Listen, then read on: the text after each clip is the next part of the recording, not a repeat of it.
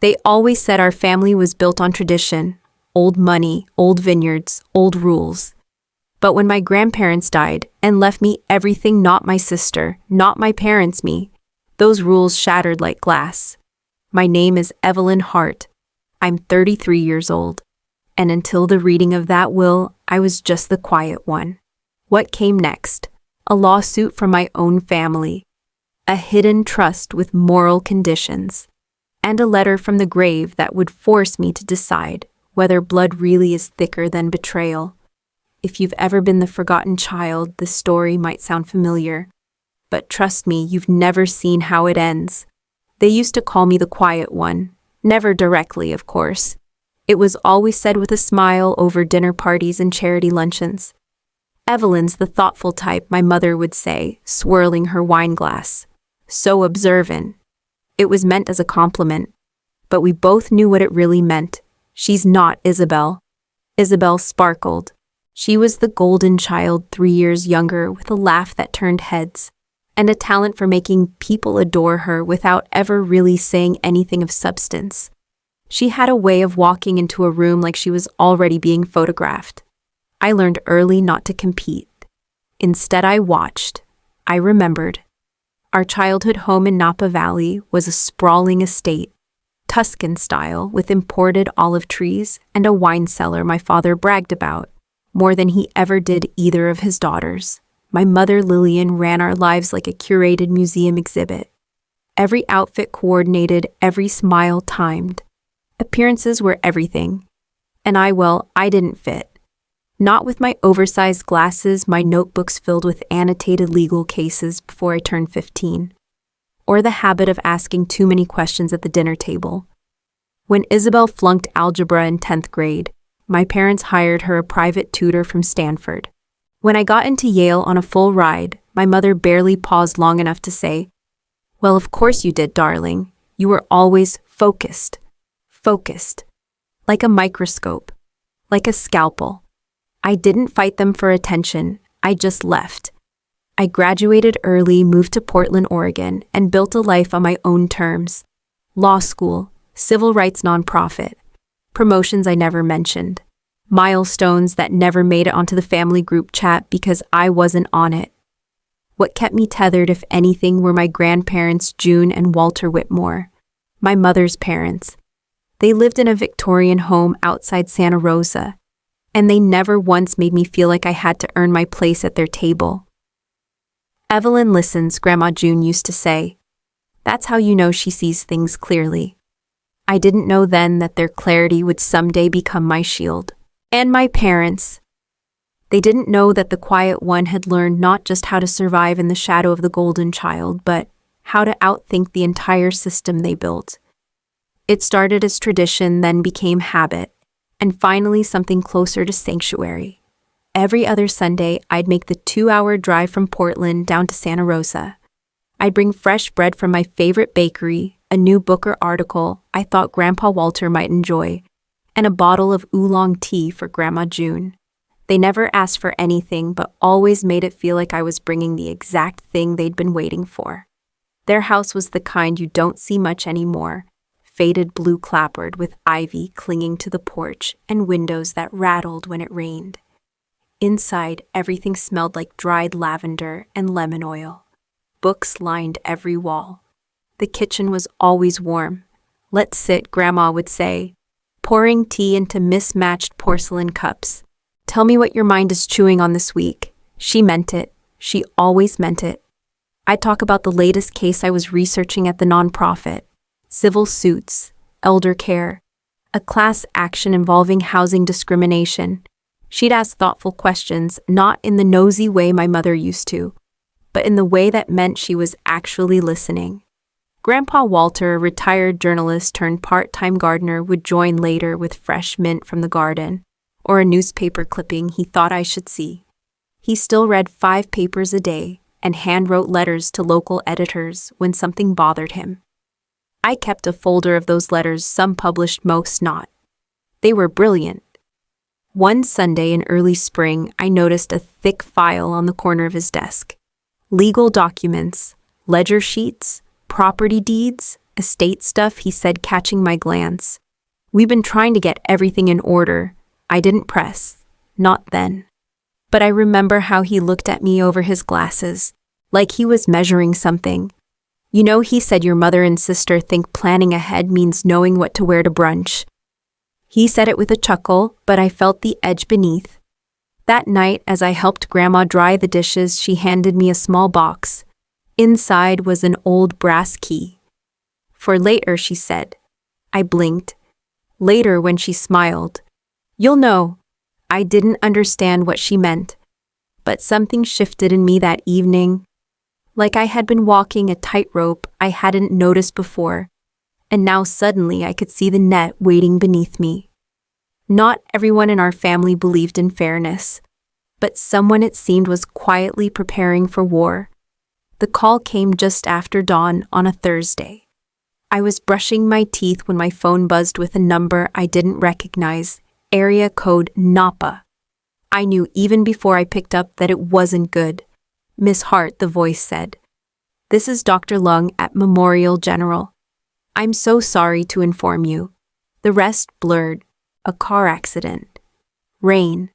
A curve in the road. My grandparents hadn't stood a chance. I don't remember how I got through the next 48 hours. There were flights to book work, to pause calls to make, but nothing registered until I stood on the front steps of my parents' estate, suitcase in hand, and saw Isabel lounging in a silk robe, with a mimosa already in hand. Oh, you came, she said flatly. I flew down. She gave me a shrug, as if I'd just announced I'd picked up dry cleaning. Well, we have the memorial on Saturday. Dad's been organizing everything. Of course it'll be small, just appropriate. Of course, I echoed. Inside the house was already full of flower arrangements and whispering neighbors. My mother flitted around in black cashmere, somehow both grief-stricken and perfectly coiffed. My father stood near the fireplace, speaking to someone about legacy and honoring tradition. Neither acknowledged me. I didn't stay long. But on Monday morning, I returned, this time to a wood-paneled office in downtown Santa Rosa, the law firm of Calder and Deans. Evelyn Calder, their longtime estate lawyer, greeted me with a look of practiced warmth. We've scheduled a formal reading, she said, gesturing toward the mahogany conference table. Your parents and sister are already inside. I walked in to find Isabel in a designer blazer, my father in a navy suit, and my mother dabbing her eyes with a monogrammed handkerchief. 3 porcelain masks. Ms. Calder opened the folder and began. The estate of Walter and June Whitmore includes real property, personal effects cash holdings, and a family trust valued at approximately $22 million. There was a sharp inhale. I think it came from my mother. To their granddaughter Isabel Hart, she read, they leave the vacation home in Mendocino, valued at $1.3 million and a cash gift of $250,000.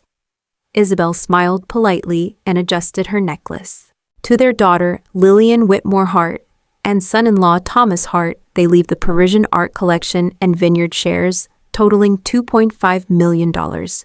My father nodded as if this were only right. Then Miss Calder looked at me.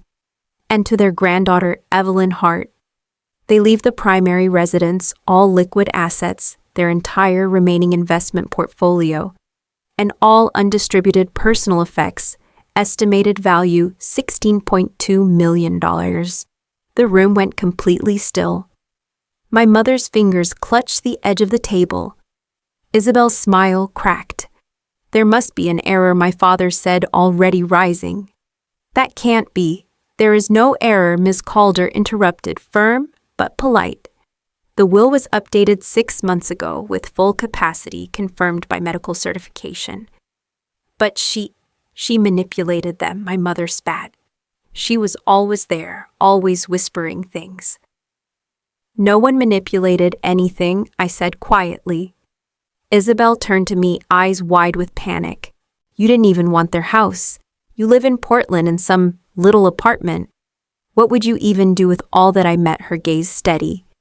Exactly what they wanted me to. Ms. Calder cleared her throat. There is one more item. A sealed letter left by June and Walter to be read aloud only if the will is contested. No one spoke, but I could already feel it. The storm had begun. 3 days later, the phone calls began. First it was my mother, her voice wrapped in honey, but edged with iron. "Evelyn, darling," she said. "I've been thinking. Your grandparents were old, confused surely. They didn't mean to create division. That money, it wasn't just for you. It was meant for the family." I stayed silent. She continued. "Isabel's salon is struggling. You know that. She's under so much pressure. We just think it would be generous of you to consider redistributing part of what you've received." I almost laughed. "You mean give her half a gesture of goodwill," she said. "Don't be selfish." Click. 2 days after that, it escalated. I arrived at a dinner invitation my father insisted was just to talk. The dining table was set for 7. Along with my parents and Isabel were my uncle Stephen, his wife Denise, and oddly our family priest. The moment the soup was cleared, the ambush began. Family loyalty, my uncle intoned. "It's not about contracts and documents. June and Walter would have wanted unity," Denise added, tearing up on cue. "I'm sorry," I said, standing. "Did any of you visit them in the last 2 years?" No one answered. I left my half-finished meal untouched and drove back to my rental house in silence. That night, I received an email from a law office in San Francisco. The subject line was clear: intent to contest estate of Whitmore. They were suing me. The claim undue influence that I had coerced my elderly grandparents, exploited their trust, isolated them from their rightful family. My own parents were painting me as a manipulator. It would have been comical if it weren't so grotesque. I forwarded the email to Ms. Calder. Her reply was short. "They've taken the bait. Meet me Thursday. There's more." When I arrived at her office, she had 2 boxes on the table. "Your grandparents prepared for this," she said. Opening the first, letters, notes, receipts, videos, they documented everything. Walter even kept a journal detailing each conversation about estate planning. She handed me one note written in my grandfather's tight looping hand. "Lillian has asked again about an early inheritance. Refused. She was displeased." Another entry read, "Evelyn visited today. Helped June sort through old tax files. Brought fresh bread. Asked nothing in return." The second box contained something even more devastating. "Our recording," Calder said. "Made just weeks before the accident. They asked me to hold it until exactly this moment." She handed me a flash drive. Back at my Airbnb, I watched it alone. My grandparents sat side by side on their garden bench. Grandma June wore a scarf around her neck. Grandpa Walter's hands were folded neatly on his lap. "We're speaking today because we suspect our decisions will be challenged," Walter began. "So let us be clear." They looked straight into the camera, no hesitation, no confusion. "We've chosen Evelyn," Grandma said, "because she showed up, because she asked nothing, because she listened, because she saw us not as a vault or burden, but as people." I felt my throat close as they each took turns explaining methodically the reasons for every decision, every allocation, every exclusion. As the video ended, Grandma June leaned toward the camera and said one last thing to our darling Evelyn. "If you're seeing this, it means the battle has begun. But don't worry. We've already fought it for you." The first hearing was set for early June. I arrived at the courthouse in a charcoal suit and low heels. Isabel wore all white, her makeup immaculate. My father adjusted his cufflinks with theatrical solemnity. My mother avoided my eyes completely. Their attorney, a sharp-jawed man named Pearson, opened with precision. "Your Honor," he said, "we contend that Miss Hart abused a position of undue influence over her elderly grandparents, consolidating wealth through manipulation and emotional control." I sat still, hands folded, heart steady. When it was Ms. Calder's turn, she rose without papers, just a small envelope in her palm. With the court's permission, she said, "I'd like to submit a letter from the deceased, held in confidence per their instructions to be opened only if this contestation occurred. Judge Morrow, an older woman with silver hair and keen eyes, nodded. Ms. Calder slit the seal and began to read.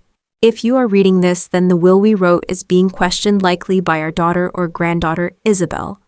That possibility did not surprise us, which is why we have documented our decisions in every legal and personal form available, she continued. However, we also understood that wealth can corrupt, but it can also heal. Therefore, we created a secondary trust. Trust B in the amount of $5 million. A ripple moved through the room. Pearson sat up straight. Trust B shall only be disclosed if our estate is legally contested. It shall be made available to the contesting parties, Lillian Thomas and Isabel only, if they agree to 3 conditions to be fulfilled within 1 calendar year. 1. Participate in a full year of family therapy with Evelyn present.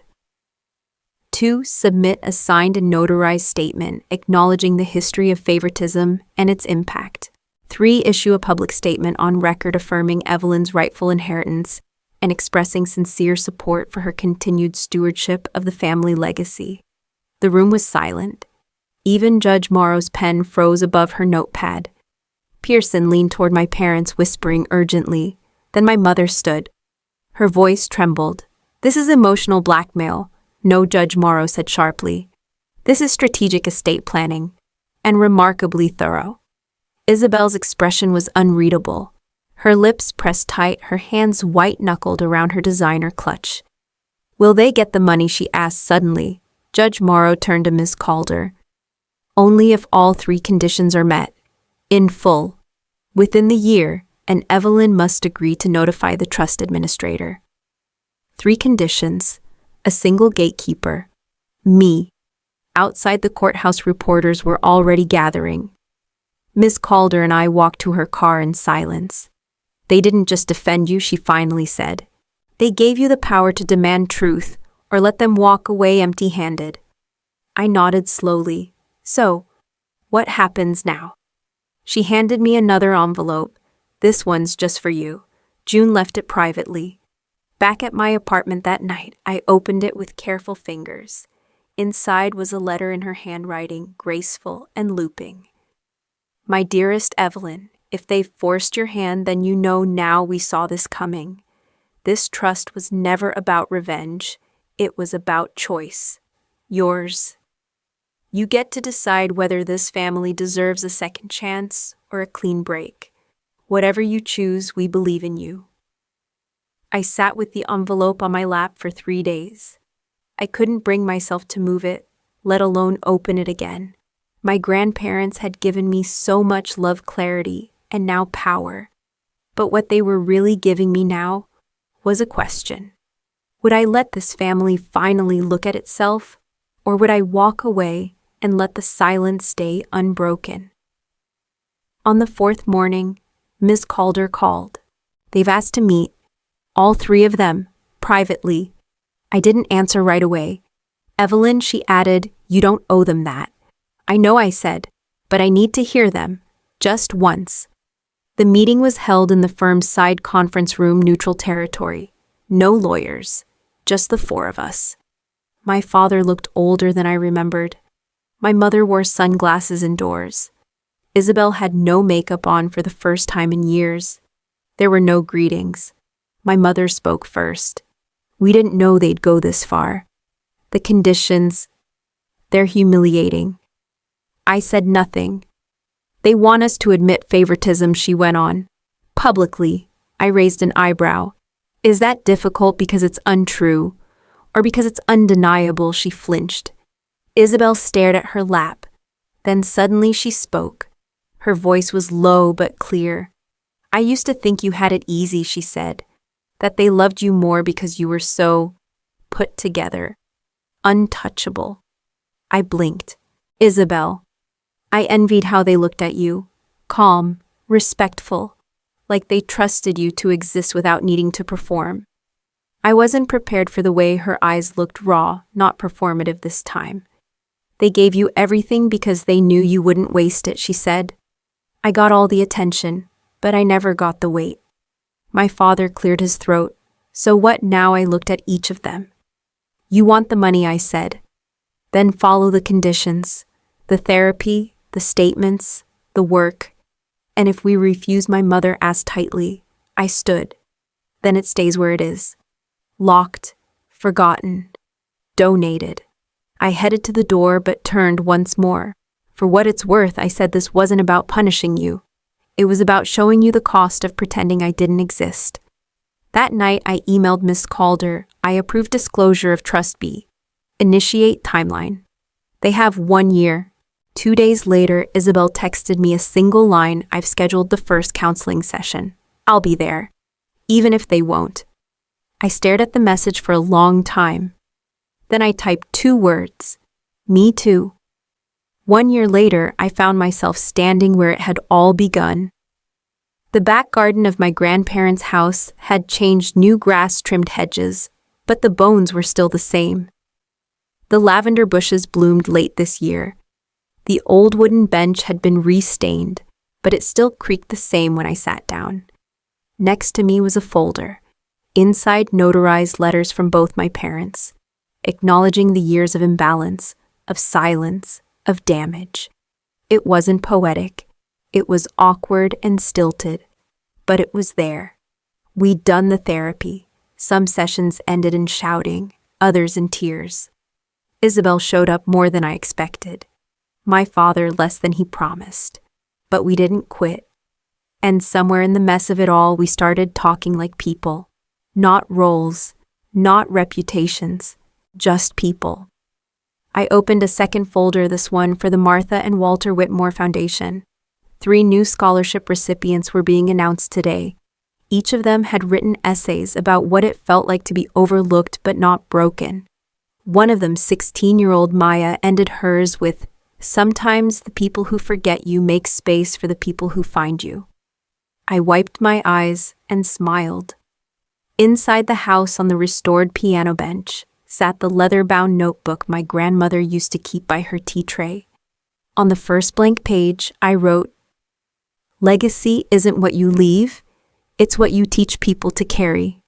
As the sun dipped below the hedge, I poured a cup of Earl Grey into one of her old china cups, the kind she used to bring out only for company. Then I placed it on the bench beside me, for her, for both of them. The end.